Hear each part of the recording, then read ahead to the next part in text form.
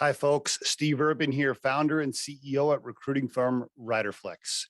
If you enjoyed today's guest interview, please give it a like and be sure to subscribe to the Riderflex podcast. And now, a quick word from our sponsor. Try the #1 marketing platform for small business. Everything you need from design to marketing to CRM. Learn more at marketing360.com. Marketing 360. Fuel your brand.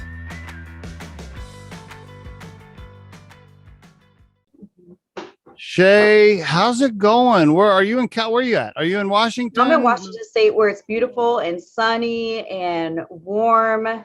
Yeah, that's at Washington State. All right. Benton, where is Benton City? Yeah, where is that?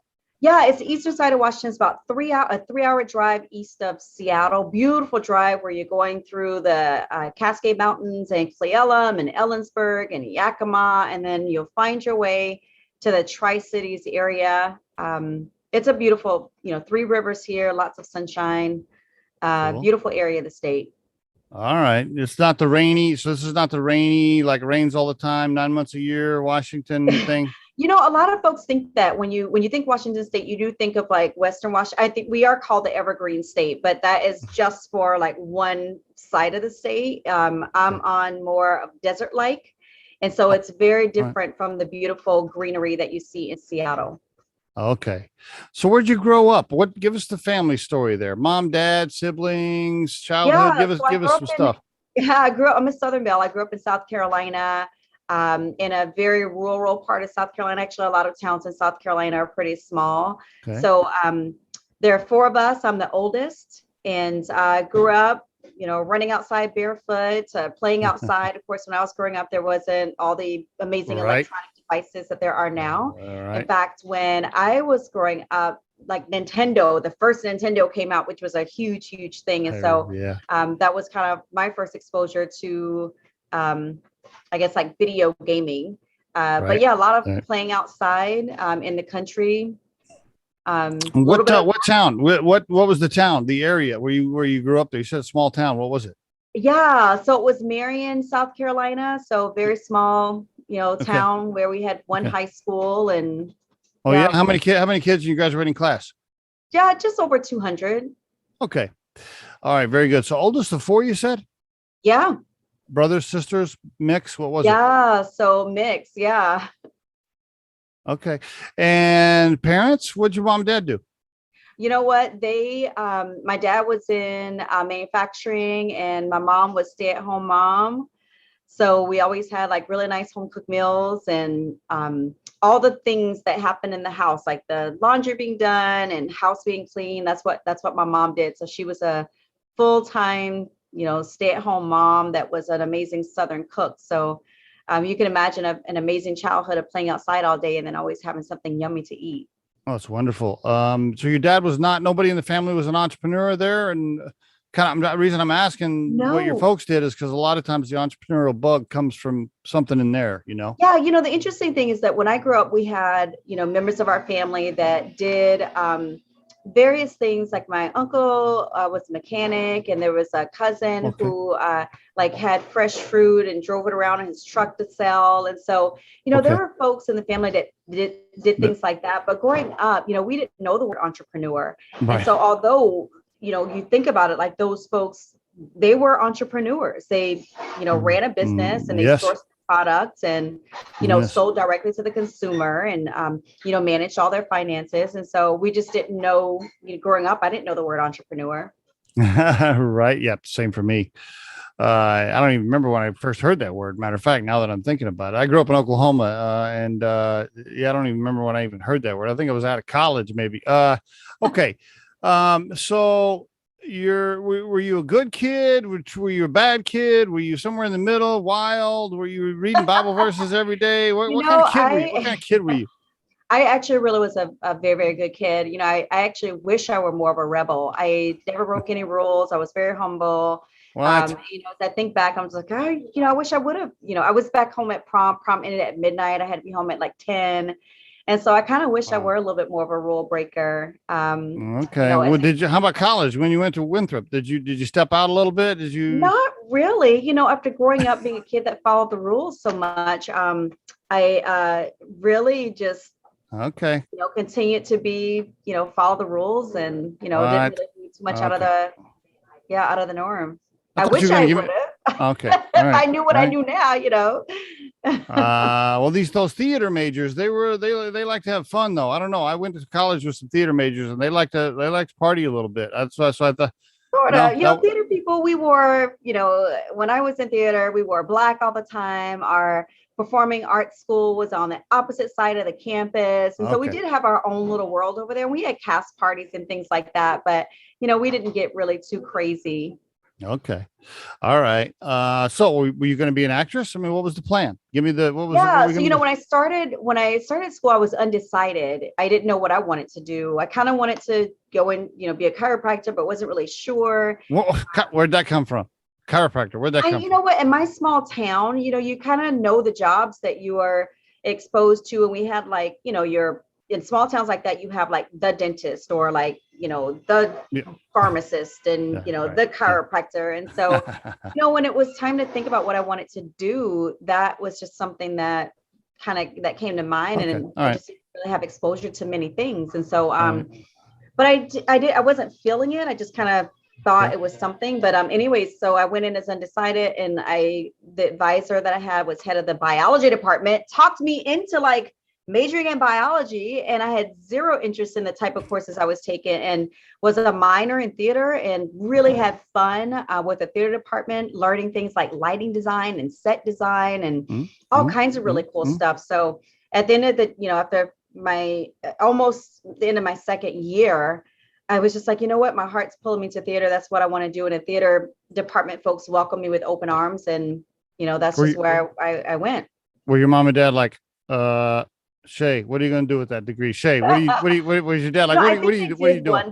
they did wonder, but they weren't really parents that, when I was first talking about being a chiropractor, they were just like, I don't know if you really want to do that. So I think they were more vocal with that. And then once I got into college, I think I became a little more like, this is what I'm going to do. Okay. Not in like a sassy way, but just like, I think Okay. they were just like, well, wow, you seem really confident in that decision. So, they really didn't give me an opinion either way. Okay. What was your biggest lead role in a play or something? What was your Super Bowl moment?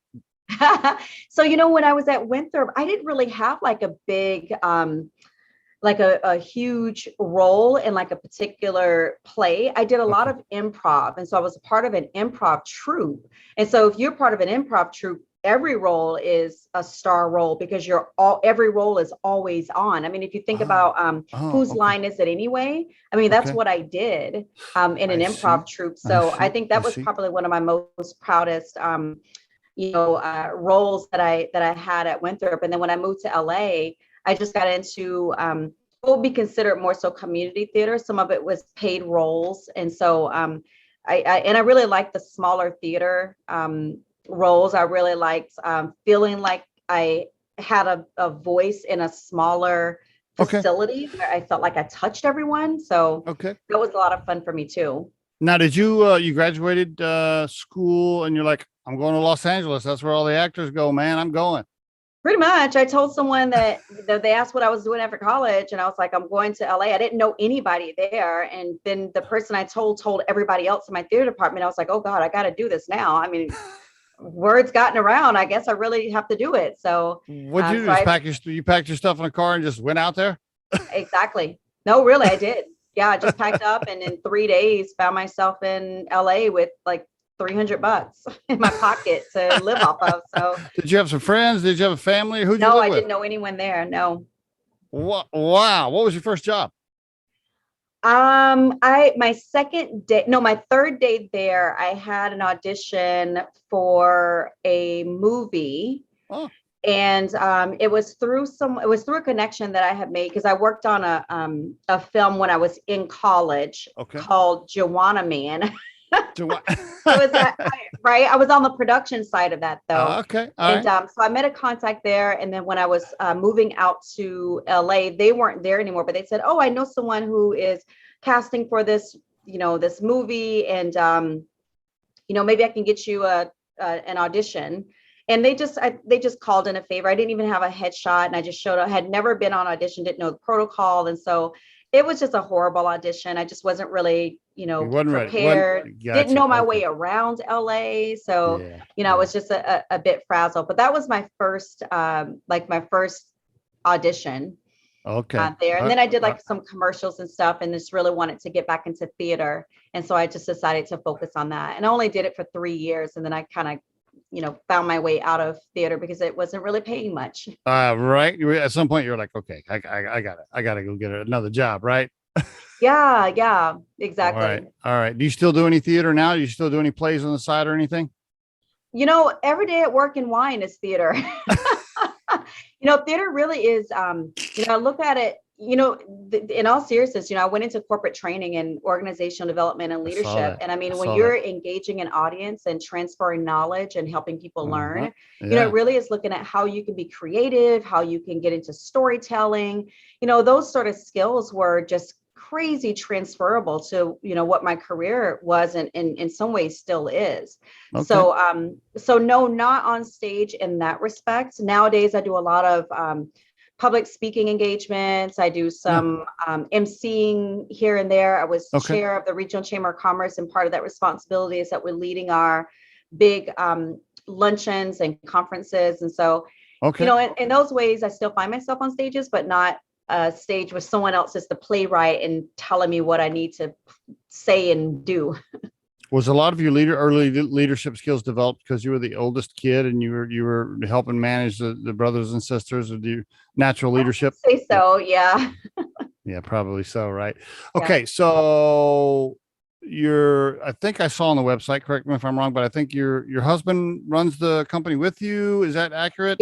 Yes. So Greg is my right-hand person. The two of us run Frichette and make the wine here. And okay. And how'd you meet your husband?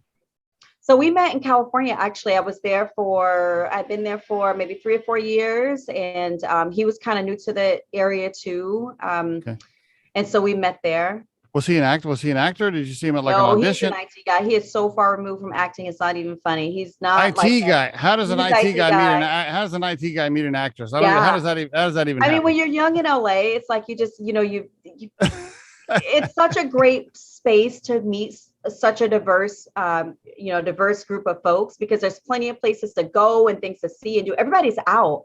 The weather is amazing. Walking on the beach, you can meet your future spouse. I can just almost imagine the first meeting with you guys, because, well, keep in mind, Riderflex is a recruiting firm for a living, so we recruit a lot of tech people, right? and most tech guys, they don't talk very much. So I'm just imagining you're trying to have a conversation with Greg, and he's just kind of one-word answers, and he's a little bit quiet. Of a different tech guy. He's very techy and brainy when it comes to technology, but he can be social. He's just not like a get up in front of a big audience and talk kind of guy. No, that's Shae's role. That's Shae's role. Yeah, exactly. That's my role. We know our roles. We really, really do. I think that's why we work so well together. Okay. But so you met when you were at Black & Decker, maybe? We met right before I went to Black & Decker. Okay, very good. All right. So when you guys met, were you like, you're out to dinner and you're like, hey, one of these days we're going to start a wine company? How did that Well, we both had great jobs. I mean, don't get me wrong. We were in California. We had amazing jobs. I was in corporate training and was doing fantastic there. Had the world's best leader. Oh gosh, I had the best. I worked for the most amazing CEO you can ever imagine. Incredibly supportive of me and my growth. And Greg had a really nice job working with a great team, but we wanted to start a family, and we wanted to move our family closer to our parents, which meant we either had to move to South Carolina, where I'm from, or Washington State, where Greg's from. And both sets of parents were still alive. Both sets of parents still alive and doing great. And we just wanted to be closer to them. And we just couldn't decide. So we ended up flipping a coin, and we said if the coin landed on heads, we moved to Washington where Greg's parents live.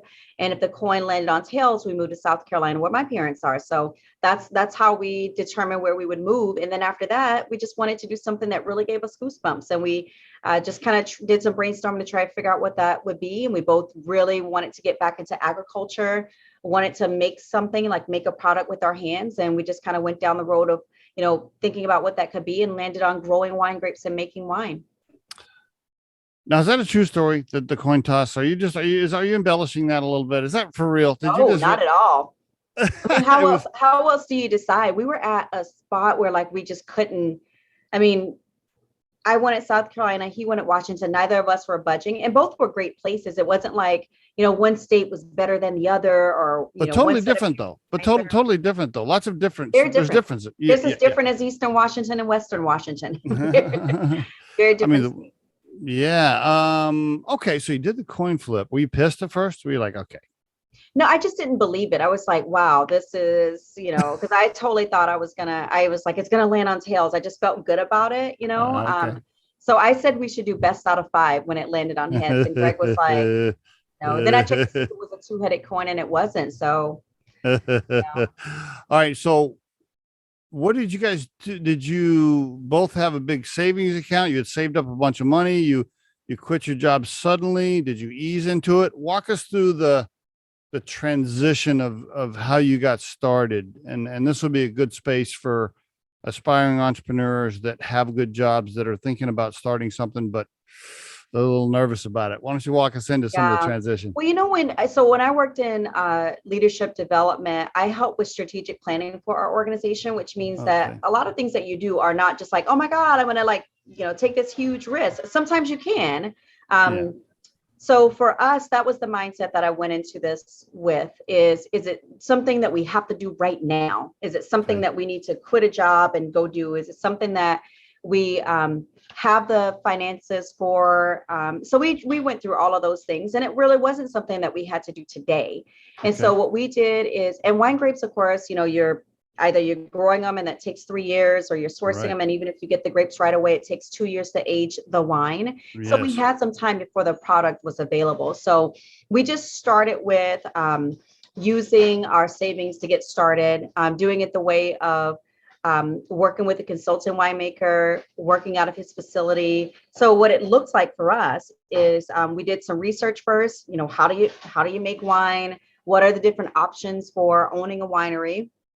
We thought that working with the consultant winemaker in their facility, so we don't have to invest in all the equipment or the location, that was the best way for us to go, because we did have the finances to purchase, wine grapes and barrels. So those things we knew we could do. So we just traveled up here using vacation time and some unpaid vacations to come up and work during the harvest. And we came back to California and worked our jobs because the wine was just sitting in barrel. And so we just kind of did traveling back and forth and really looked at, we planned everything, like the cost of travel, the cost of, being up here, if we were going to take any other vacations. We really thought strategically about doing this so that we could give the best that we could give of ourselves with our job and still do some great things there and contribute, and then also be able to transition out by giving our employers great notice that we were transitioning out of the organization and really planning to take on this new career. So you eased into it. At first, you did not have your own vineyard, you did not have your own supplies, you white labeled or somebody's wine and started a brand, and then eventually no, we didn't white label, so we didn't use someone else's wine. So it was our wine and we were making the wine. So we put in our contract with the grower. We just used their crusher distemper, we used their press, we used the electricity in their facility. We paid for that stuff too. So when you consult with a business like that, like you're paying for, you're paying them for the use of that. But it was, our brand, our almost our wine groups, our wine. Is that almost like if I wanted to make candy bars, I hired like a co-packer to produce it for me, like in the food? Is that similar to that? Sort of. I would say I'm not as familiar with that, but if it's something where it's like you come up with the recipe and you have them manufacture it for you. Okay. Yeah. Absolutely. Yeah. That's what kind of like when you have, the same thing that Spanx did. Okay. All right. Spanx came up, or makeup brands where they come up with their formula and they have someone manufacture it for them. So they have the formula, they have the rights to it, it's their products. But they're hiring someone else to do the work where they're not physically happen to be in the manufacturing facility all the time doing the work. And they're using this manufacturer's equipment, maybe even their talents, and their Got it. workers, but the Got product it. is theirs. Okay, very good. How long were you into this part-time before you guys were like, okay, let's quit our jobs. We're going for it. How long was Well, that? it was different for both of us. So for me, I transitioned out when the right 9 months before the facility, before we went live. And Okay. so Greg transferred out about 6 months after we went live. So Okay. we looked at, does both of us need to be in the I business see. right away, and at Okay. what points can we? So I gave my company a lot of notice that I was Very good. transitioning out, because I wanted to leave them in a great space too, and I Yeah. wanted to be able to help hire my next, my replacement. And Yes. but it would have been up to that company. I mean, they could have just said, okay, your last day is today then.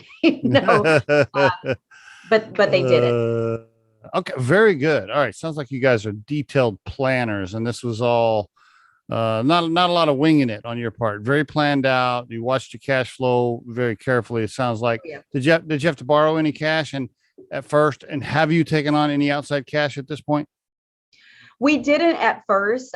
Where we went into loans is when we built our own production facility. Okay. And so we pretty much cash flowed, the first Okay. couple years. All right. All right. Bootstrapped it. Okay. Very good. Have you taken on any VC, PE money, angel money? No. No. Okay. All right. Just loans for facilities and equipment things. Very good. So if you haven't taken on any outside cash, then you guys still own 100%. You and your husband own 100%. Correct. Very good. Are you 51 and he's 49?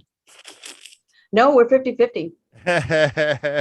What happens? Do you flip coins if you guys get in an argument about something or you can't decide? How do you make these big decisions? No, we're very clear about our roles though. I mean, that happened at the very beginning when we were doing just like business planning. It really was who takes on what. And at the end of the day, we both respect the roles. So when it comes to production for Frichette, Greg's the boss there. So if I feel like we need to go with a different barrel program for our Frichette wines and he thinks otherwise, then I just go, all right, I'm gonna stay in my lane. And when it comes to business development, he may think one thing, but if I decide that I want to go a different direction, then he stays in his lane. And that was a decision we made very early on. Very good. I love that. Okay. So what advice do you have for listeners that work with their spouses or their partners? You want to give them a couple of key pieces of it besides staying in your lane? Anything else you want to share to make sure it works? Well, I think that for deciding those roles early on, I think is very important. And as your business evolve and you have more things that, more business venues or channels or opportunities, having that dialogue of who's going to do what, and that you'll respect the decision that they make, I think is really important. The other thing I think is having a rhythm of meetings that you're both on the same page about what each other is doing. Because for Greg's side of the business, he's using a lot more spin because in production, we're buying big pieces of equipment, right? And so for him to be able to let me know like what he's doing so that I'm not having some spin on my part of the business, like you really need to be on the same page about that. So upfront understanding like, okay, we're going to meet quarterly to talk about financials, and we're going to meet, once a year to talk about spend and where the money is going and who's cutting the check and deciding. I think those sort of things are just really, really, really important. It's best to do that up front and make those decisions and kind of have check-ins instead of losing sight, of that, where one partner knows more about financials than the other partner. That you just don't ever want to get into that situation. Totally agree. Who's in charge of finance and accounting then? But you both oversee it and you have like a CFO that rolls up to both of you, or who handles that? No, so we both are very well versed on money coming in, money going out, because we do meet regularly and talk about those things, and we plan for it as well. When it comes to like who's meeting with the accountant, so Greg is more regularly meeting, and like even this morning we just met with our accounting firm, and so we both, when we're doing our quarterly meetings, we both are a part of that. Those sort of meetings, because decisions have to be made and they really need to understand the vision of the business for them to advise us. Have you ever gotten into a disagreement over an employee that one of you thought needed to go and the other one was like, no, they need to stay? We haven't had any disagreements about that. What we may discuss is like, if he sees something that I don't see, or if I see something that he doesn't see. And it always comes back to, because I I oversee our team. Okay, so so HR is Shae, is my basically. thing. Yes, Okay, yes. gotcha. But I All do right. rely on feedback, not only from Greg, but also the leads on my team, because to get feedback, because I do performance reviews with my team. Yeah, good. And so I really need to have that data. And if someone's failing in an area, I would much rather say, hey, this is where I see you falling short. Let's get you back on track. That's just that can be just as easy as a conversation or feedback or some additional training. So those sort of things, in my experience, are easier to fix than people think. Okay, very good. Now, tell us about Frichette wines. Like what, there's a million wines. I go into the wine store and I don't know what the hell I'm doing. I'm looking around and, my wife and I, we like Pinots. I like, currently we're drinking this, we're hooked on this Meiomi, I think is what it is. By the way, I'm a wine novice person, so I probably won't use any of the right language. But most people are. So I think most people are, right? Yeah, most people are. Yeah. Most people are. You're right. There's so many different wines out there, and it's pretty overwhelming when you go to a grocery store. But by the way, like there's only a handful of brands that own all of those labels in the grocery store. So I think one differentiator from a winery like Frichette, and actually most of the wineries in Washington State, is that we are smaller producers in our state. And so most of our wines don't even leave the state. And so what I think is fun about Frichette and some of the other smaller brands is that, a lot of us run off of wine clubs, which basically means that consumers come in directly to us and trusting that we're going to select two wines that they get to purchase from us each quarter. I see. And if they're not here, we're shipping those wines directly to them. For us, we play in the premium red wine market, handcrafted, small lot wines sourced from the wine region that we actually live in called Red Mountain. And so we're making things like Merlot, Cabernet Sauvignon, Malbec, a little bit of Carmenere, a Syrah. And so we're kind of sticking to some of those beautiful, bolder red wines that are amazing on their own. Or if you're a foodie, because there are a lot of foodies out there. We make wines that are just phenomenal with food. Okay, you said how much of your business is the wine clubs? Do you mind sharing percentage of wine Of course, yeah. We are almost 70% wine club. Wow. Okay. Wine club purchases. So that means like the wine. Wow. Yeah. So it means like the wines that we allot to our wine club, plus like the additional wines that our wine club members are purchasing. So about 70% of our business is dedicated to wine club. Are the clubs themselves, and I apologize, I'm ignorant to this, but are the clubs themselves, is that almost like a hub, like an Amazon that you pay a little cut to get into the club to ship? Absolutely not. So most wine clubs, you pay zero to be a part of it. Basically what a wine club is you say, hey, you know what? You give me 2 bottles of wine a quarter. And you give the winery your credit card, they automatically charge you quarterly and they ship you the 2 wines that winemaker hand selects for their wine club. You get discounts on those wines, and then you get a discount for any additional wines that you're purchasing. For a lot of wineries, some folks enjoy wine clubs where the winery is shipping to them because they always put something a little fun in the shipping boxes. But a lot of folks love wine clubs that are close to them because you go into the winery and they give you a little extra splash of something. They have events that are wine club only events. They have different tastings, like library tastings that are available only to wine clubs. So you get a lot of perks of being a part of a wine club. And then the other there's no cost for most of them. There's no cost for ours. There's no cost to join. And for most wine clubs that I know of, there's zero cost to join. Is the other 30% of your business people purchasing directly off of your website? People purchase, most of it's people coming in like tourists, folks traveling through the area who are, in wine country. I see. A very small percent is wholesale. About 1.8% right now is wholesale, where we're selling to like mom and pop restaurants in the Tri-Cities area. 1 or 2 over in Seattle area. Okay. Wholesale's lower margin anyway. You sell direct to the consumer, right? Yeah. Why are you only, and same thing, I don't know, I should probably know this, but why are you only shipping to certain states? Is there like laws around that, or how does that work?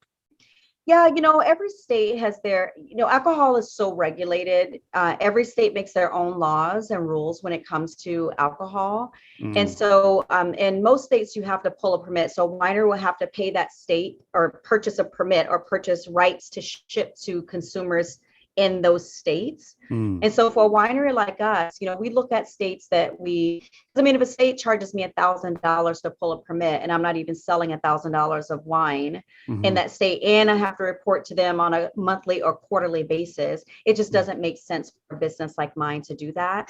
And I so we see. kind of hand select some states that we're going to pull permits in. Either, I'm from the Carolinas, and so North Carolina is a state that I ship to. Washington, D.C., we have quite a few folks who've been requesting our wine there, so we ship there. Mm. California is a reciprocal state. They're super easy to work with, very inexpensive to pull a permit. So we'll hand select states. We ship to about 15. And then some of our larger wineries here, they have a department, like a compliance department that manages all of that. And Ah, so they'll pull permits in, almost every state that they can. very good. How big is the organization now? I don't know if you want to share revenue or if you want to share employee count, but can you give the listeners some idea of how big you guys are now? Yeah, I think the first thing that people, when it comes to like the size of a winery, people may get production size. And so Okay. we are at about 2,500 cases. And just to put that into A year. perspective, What does that mean? I don't know what that means. 2,500 cases a year. So Okay. our largest winery in our state produces over 1 million cases of just their Riesling, just the Riesling. And we are 2,500 cases. So that kind of gives you a little bit of perspective on like a massive, like a large scale in Washington state. And then How some of our smalls, but we have over 1,000 wineries here, Steve, and most of our wineries produce 5,000 cases or less. And so when you're looking at like a state of I see. wineries that I see. are more on the production exclusive side, then Washington State is a phenomenal state to look into wine. Now, I know you said that you enjoy Pinot. I'm thinking Pinot Noir, Yep. Yep. Yep. lighter, Yes. thin-skinned red wine. Yeah. So Yes. we that's not a variety that we really produce here. We're into your thicker skinned grapes because it's very warm here. Okay. A little pockets of Pinot Noir here and there. Some of it's used for like rosés, and some of it you do get the red Pinot Noir, but mostly we're planted to Cab and Merlot and I see. Syrah and things like that. Well, I have to. The reason I'm drinking the lighter stuff is because my wife, who is sitting right over here and can hear me talking, by the way, she likes the sweeter. She likes the sweeter, and so that's one of them we found where we both can drink it at the same time. Yeah, yeah. Well, there's some amazing not so I love like off dry wines. I don't know And what that. I don't know what that means. I'm so sorry. all it means is like it has a little bit of sweetness. It's not like really, really sweet, but it has a Off little bit dry. of sweetness that pairs amazing with like some of the fruit characteristic of the wines. So Okay. my neighbor Kiona, they have an amazing Chenin Blanc. Chenin Blanc is one of my favorite white wine varieties, Okay. and it's an off dry, what I would consider off dry. They have a Gewürztraminer that's a little bit sweeter than the Chenin Blanc that your wife might really Oh, enjoy. okay. They have a very fruit-driven Riesling, and they make Riesling where it's like dry. They make it where it's really sweet, and so getting a couple different options of Riesling from them, I'm sure your wife will find something that she really enjoys. It'd be really cool for you guys to kind of dip into some of the Washington Oh, wines and totally. find Totally. some favorites. Yeah. I'm going to send you my address as soon as we get finished talking here. Cool. So you have a facility, you have a vineyard, you have a building, you have 50 employees, you got a bunch of people out there picking grapes. Like I'm trying to visit. You're making I'm trying stuff up, Steve. You're making I'm stuff sorry. up. I'm trying to visualize it. I'm trying to visualize it. Yeah. So visualize this. Visualize getting lost in a sea of vines. This Okay. time of year, visualize like the canopy. So the actual vines are really tall. They're doing what's called bloom right now. So Okay. they look like you have a stem with these little flowers on the end of it that will Mm, be berries in the next few days. okay. So that's what it looks like out here, just vineyards Okay. everywhere. Our Okay. winery is, we have our winery, and right behind it is our production facility. Okay. We are we're more informal. So our winery actually is a pole barn. In fact, the place wasn't for sale, and we knocked on the door and begged the folks to sell to us. And after 4 no's, they finally said yes. So All where our right. tasting room was actually their storage facility. So we remodeled that, made our tasting room, and then we built our production facility right behind it. And it has vines on both sides of the tasting room and the production facility. I see. Okay. Very good. Sounds like a pretty cool place. Oh gosh, yeah. Oh yeah. Yeah. That's why Yeah. we were knocking on doors to try and get this place. It's magical. It's special. It's gorgeous. It's we have about a dozen wineries in this wine region, very small to medium, and then we have a couple large wineries out here. So you can get a little bit of everything out here. We're pretty close, but it's still, you're walking through vineyard if you're going from one winery to the next. So folks like to just kind of drive to each winery. It's a really cool area. Are you friends with all the other winery owners? Like, you guys all buddies? You hang out, you talk? Well, we have to be. I mean, when you have vineyards, like your vineyards are so close. Winemaking and wine grape growing is farming. At the end of the day, that's what it is, and it's treated as a business. But you still have the farmer's mentality. So if you have two vineyards side by side, and one person has a pest problem or disease, that disease and pest, they don't know, like, oh, there's the barrier to your neighbor's vineyard, And so you have to work together. You really do. And so that's what you feel, not only out here on Red Mountain, but in Washington State. The wineries are phenomenal with collaboration, which I wish more businesses and more business leaders would do. You got that right. What's the plan, Shae? Are you guys going to buy up some other smaller wineries? You're going to grow this thing and have a massive exit and retire? Are you going to keep it for a family business? What is the plan? So we acquired another 15 acres in 2020 and 2021. So we'll plant that next year. So we are still in growth mode, which really makes sense for us because we are sourcing some of our wine grapes. So we have other growers that we buy wine grapes from to make wine out of. And so we'll have more of an estate vineyard. And so that's where we are right now. We'll expand our production just a little bit, just to be more efficient with how we're making our wines. Okay. So those are a couple things that are in the works right now. Buying other brands, absolutely not. We have a sub label under our Frichette brand called Shea. So we'll expand that a little bit, but we're not.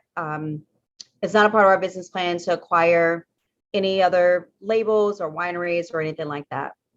Do you talk about whether or not you want to build this as a lifestyle business for your children and second and third generations or exiting? Do you have those conversations or not yet? We do, but I do believe that for, our son, if he wants to go into wine, then I would welcome that in a heartbeat. And if he decides he wants to be an engineer and have nothing to do with wine, then I'm totally fine with that too. Okay. We built Frichette when we started this. We talked a little bit about making it a legacy, but really it was something we wanted to do. We wanted something that would give us goosebumps. And so I just think it's unfair to say like, this is my thing that gives me goosebumps and say to my son, this has to give you goosebumps too. I just think that's so unfair. So. Yeah. By the way, I've spent the last 5 years trying to talk all four of our children into working at the recruiting firm, and they all want to do their own thing. Hey, what did your folks do? Yeah, same. Yeah, right. Same thing, right? Right. Yeah, so I mean, like, what if our folks had us go into the profession they had, So my dad, no. My dad was an oil field worker. I wasn't tough enough to do that. I was too wimpy. So okay. A couple more questions here. I know we're getting towards the back end. It is very difficult to start a brand, right? It is so hard to get a brand to be recognized to where some stranger on the street, says Frichette Winery. Like the first time you hear somebody else say your company name, you're like, oh, they actually know who we are. How did you hump it with walking around and talking to people at restaurants and wholesaling and trade shows? Did you blast it on social media? How did you start the snowball effect of getting any recognition for the brand in the first place? Well, we did do the so when you were asking about the makeup of our business, I told you that a very small percentage of our business is wholesale. So I was in I knew that we wanted a direct to consumer business. Our product is sold Yes. directly to the Yes. consumer, Yes. Yes. mostly through walk-in traffic or e-commerce. Okay. And so that was my business plan. But then I kind of, folks are saying like, oh my God, it'd be so cool to see your brand in restaurants. And I kind of like visualize that, like, oh my gosh, right? Our label on a shelf or, in a restaurant. And because I had other folks saying like, this is the way you should go, I kind of started to think about like, wow, so I know my plan was this, but, maybe I should be open to these other things. And so I went to places that really didn't make sense for our brand, just trying to get it into some places. So I will go to restaurants that did not have wines at our price point, that boasted that they had, like white wines for their patio, and we're mostly red wines. We have one white wine, and so it really didn't align with what we were doing. And so that was one of the things that I learned is like, don't spend time on the things that do not make sense for the business, even if someone else is telling you that you should do that. Like you really have to go back to what is important to our business. How do we sell our products? And so that was a learning for me. And then I did lean on partnerships and relationships that make sense. I'm a huge networker and I love collaborations, but I know those things are longer term things. And of course I wanted to sell my products, right away. Great. We open up, everybody comes in and I sell out. That's what I wanted, but that's just not the way that I personally work. And so I really leaned in on creating and developing relationships throughout my community, being a resource to someone before I ever asked them to be a resource to me. So even with businesses I'm working with, it's like I was in leadership development when I saw that someone could use a resource. If it was very easy for me, if someone was in the chamber and they were like, oh my God, I'm struggling with, how to do performance development. I'm just like, oh my gosh, I have a form that I can forward over to you. And if it helps you out, then great. I hope it works. It would take me, I don't know, 2 minutes to, go through and, find a form that I developed that I can share with them. And so that was my way of saying, look, I'm a resource to you. And now when I see that you have a business leadership, something coming up, I will love to contact you and say, hey, you know what? I see you have this. Are you guys having wine there? Did you have a budget for that? I love to share with you, some wine that I think would be great for this event. So that's what we did a lot of in the beginning. It's really networking and getting into the community, going and buying wine from my neighboring wineries, letting them know that I exist so they can refer folks to me. So it wasn't just walking in with a business card saying, hey, send me your customers. It was, hey, I'm going to be your customer and I'm going to buy from you. That was my marketing budget right there. Sounds like a lot of grassroots, boots on the ground. Yeah. Sharing, helping, going to events, working the community. Yeah. It sounds like a lot of that. Okay. Very good. And how's your social media following? Do you guys have a lot of following on social media? Do you depend on social media? Like, we have, I don't know, we're around 5,200 on Instagram, probably about 5,000 on Facebook, LinkedIn, about 500 and some followers there. But, those are platforms that we're starting to focus on a little bit, that we're starting to focus on more too. Because those are for those that brought us business. I mean, we'll do a live on, we'll do an Instagram live and we'll get folks that come out locally and they're like, oh my God, we came out today because we saw you on Instagram live, No doubt. So that's no doubt. Yeah, I think, your personality, your energy, hey, you were an actress, right? You should be all over the social media because I think you would do very well. In fact, I would highly encourage you to do more. I think the more Shea is on camera, the better. So I think you should do a lot more. I definitely would. Because I think it gives you, I'm sure your wine is good. I'm sure it tastes good, but there's a lot of wines that taste good. Right. Of course. Absolutely. And, I think consumers want to connect personally and emotionally. And I think you have a really cool story, and I think you're magnetic in that way. And I think if people like the way the wine tastes and they love Shea, there you go. You got more customers, right? Absolutely. Yeah. So I think I think that's key. In fact, do you have a podcast at all? No, you know what? I have no time for that. Well, okay. Hey, trust me. Believe me, I understand. Yes. And for the listeners, starting a podcast takes a shit ton of time. So, Exactly. most business owners don't have it. But the reason I'm bringing it up is because same thing. I think you have the style for it and the communication and people skills for it. But most importantly, I'm talking like I'm a wine expert, but I just firmly believe there's this huge gap. You go out to dinner and there's these people that know wines, they know what to do, they know what to order, they can speak the language. They're over here. This is the 2%ers or whatever that is, right? Most everybody else is over here. Like there's not a lot of people in the middle. I don't think. I think there's the experts and then there's me, the commoners, and we're just over here. We're like, oh, that label looks pretty. I guess I'll try this one. Yeah. And somebody because wine doesn't have to be for so long. Wine has been this elite sort of thing, and it's just fermented grape juice. I mean, it really is. And not to take away, I'm not saying there's a lot of work involved. When you think about the vines and how old some of the vines are, I think about like how many hands have touched those vines. And in some of these vineyards, you think about how many generations have touched these vines. And I mean, for us to bring that into our production facility and work with it, those are, there's a lot of work involved. So I'm not downplaying that.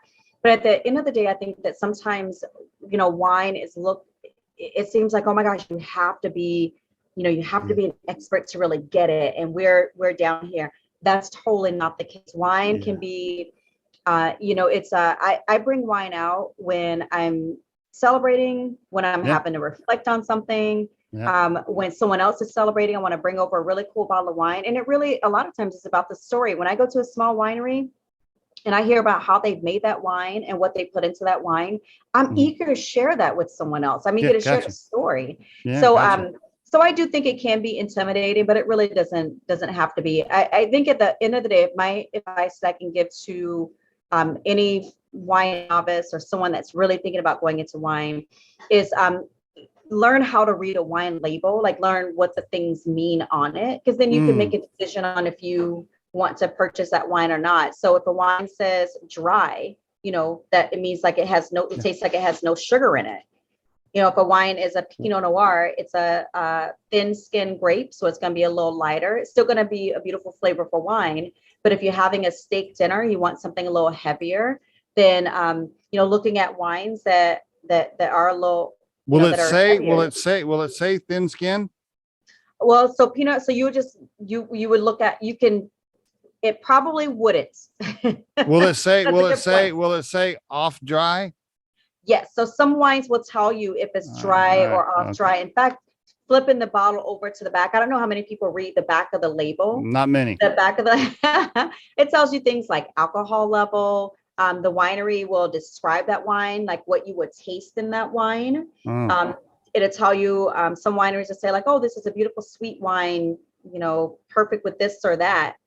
So it's worth flipping the bottle over and just taking the opportunity to read the back of that bottle, and then not being afraid to explore, just like you will if you buy any other product. If you're in the sauce section of a grocery store and you're like, oh my God, this sweet and sour sauce, I've never seen this brand before, but I'm going to try this. It's just like being that open to wine and just trying things.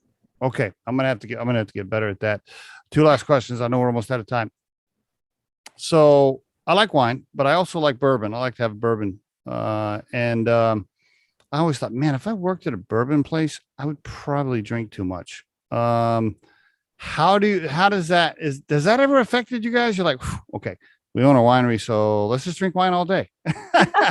How do you make sure you're like, okay, let's be careful here. How do you manage that?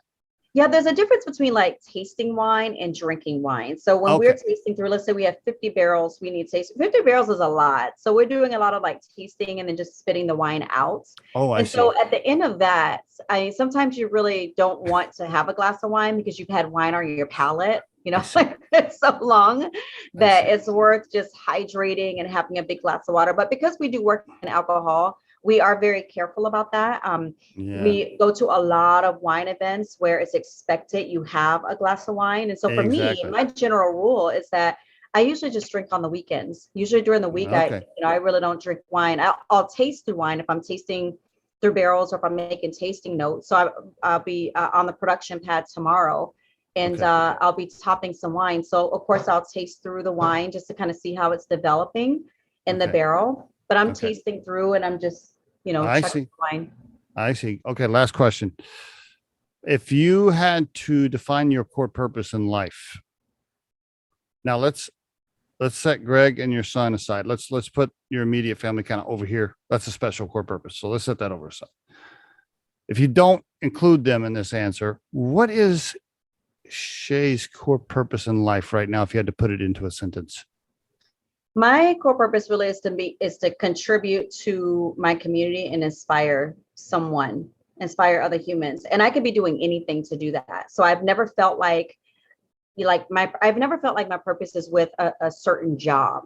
Okay. That's never felt like a purpose to me. I can do anything and still live my purpose. I really honed in on this when I had a mentor, and he said to me, he was like, you know what, Shae, you make people feel better about themselves after they talk to you than they even felt before.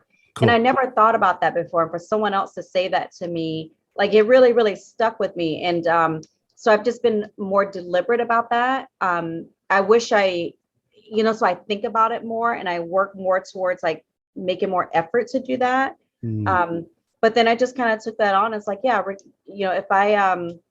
if I'm volunteering and it's, I get the crappy job in volunteering, if I'm volunteering to keep the bathrooms clean at,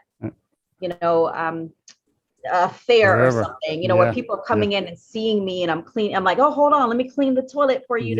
It's like, I'm going to do that with pride. I'm going to do it with joy. And I'm going to make them feel, good about seeing me do that. So I would say, I know that's longer than one sentence. That's all right. Just provide a little more meat around that. But I would say that really aligns with what I feel my purpose is. Shae, I really appreciate you being on the Riderflex podcast and sharing your story. Congratulations on everything you guys have built so far. Thank you very much. Thank you.